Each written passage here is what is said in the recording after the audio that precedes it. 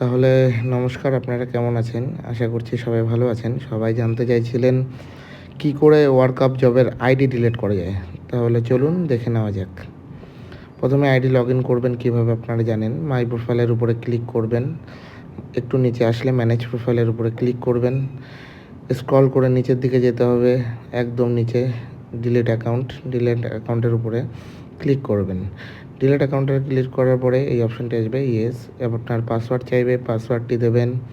পাসওয়ার্ডটি দেওয়ার পরে ইয়েস আই অ্যাম কনফার্ম এর উপরে ক্লিক করবেন। আপনার আইডি ডিলিট হয়ে যাবে। তারপরে আমি আপনাকে দেখিয়ে দিচ্ছি যে আইডিটি আছে কি নেই। পুনরায় লগ ইন করবো। সেম আইডি পাসওয়ার্ড আমরা দেব।